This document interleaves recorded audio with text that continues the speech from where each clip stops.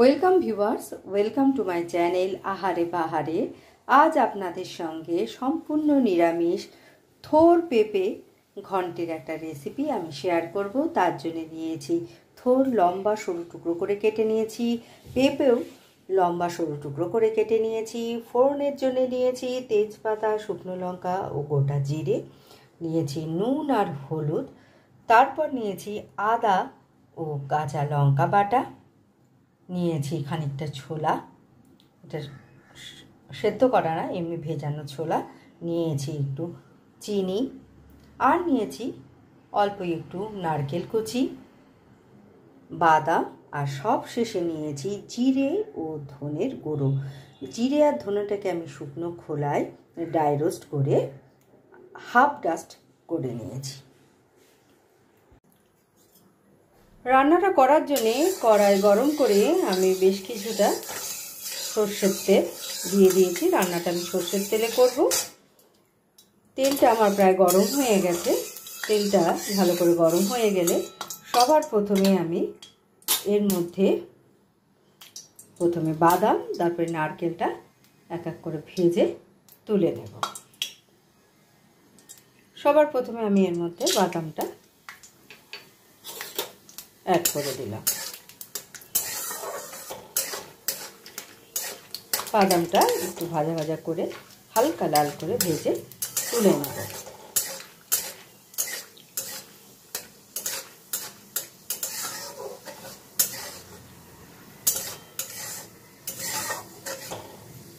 বাদামটা প্রায় আমার ভাজা হয়ে গেছে, এবার আমি বাদামটা তুলে নেব।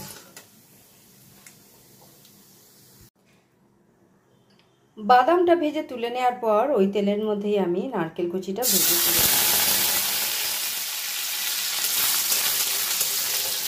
নারকেল কুচিটা একটু লাল লাল করে ভেজে নেব।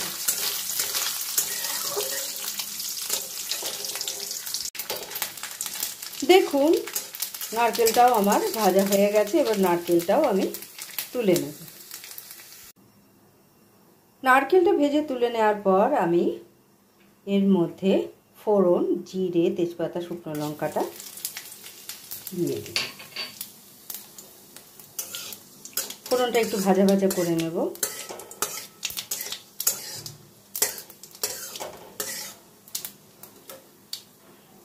ফোড়নটা ভাজা ভাজা হয়ে গেলে এর মধ্যে আমি ভিজিয়ে রাখা ছোলাটা অ্যাড করে দেব।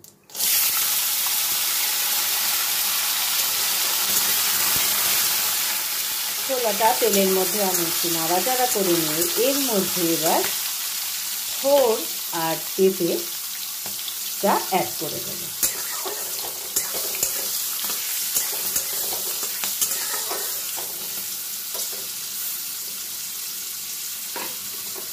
এবার থোর আর পেঁপেটা আমি অ্যাড করে দিলাম।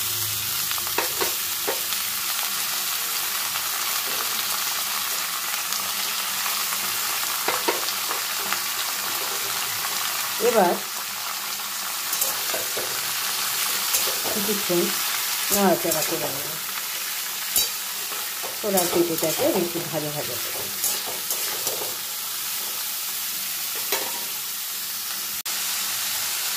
আমি থোর আর পেঁপেটাকে তেলের মধ্যে একটু নাড়াচাড়া করে নিয়েছি। এবার এর মধ্যে নুন আর হলুদটা আমি অ্যাড করে দেব।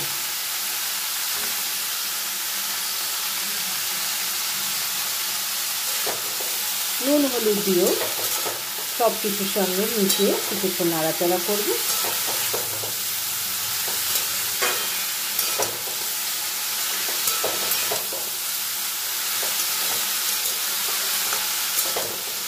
এবার আমি কিছুক্ষণের জন্য এটাকে ঢেকে দেব।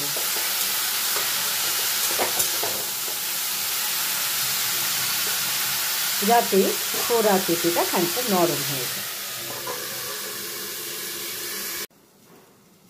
কিছুক্ষণ পর আমি ঢাকনাটা খুলে নিলাম। দেখুন থোর পেঁপেটা হালকা নরম হয়ে গেছে। এবার এর মধ্যে আমি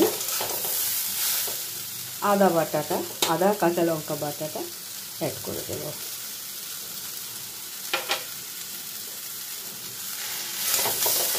আদা কাঁচা লঙ্কা বাটাটা দিয়েও থোড় আর পেঁপের সঙ্গে কিছুক্ষণ নাড়াচাড়া করে নেব।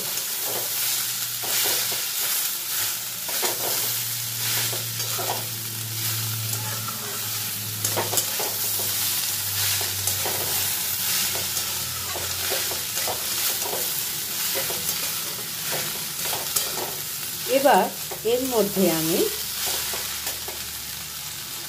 একটু চিনি অ্যাড করে দেবো। যেহেতু নিরামিষ রান্না, তাই একটু মিষ্টি মিষ্টি হলেই খেতে ভালো লাগে, তাই আমি এর মধ্যে চিনি অ্যাড করে দিলাম।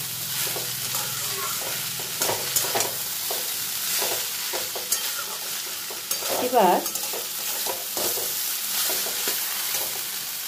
এর মধ্যে শুকনো খোলায় গুঁড়িয়ে রাখা জিরে আর ধনেটা, শুকনো খোলায় ভেজে গুঁড়িয়ে রাখা জিরে ধনেটা কিন্তু আমি এর মধ্যে দিয়ে দিলাম।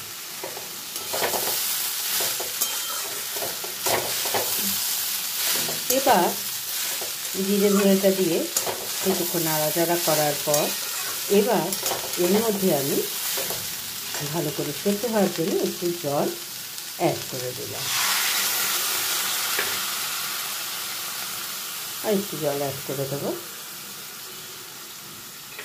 থোড় পেঁপে থেকেও জল বেরোবে, সেই জলে আর এই জলে পুরোটা সেদ্ধ হয়ে যাবে। এবার আমি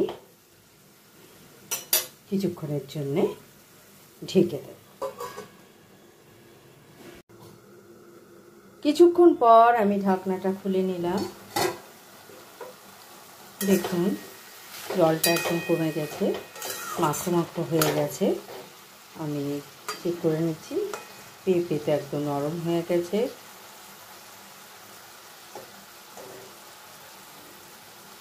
পুরো নরম হয়ে গেছে।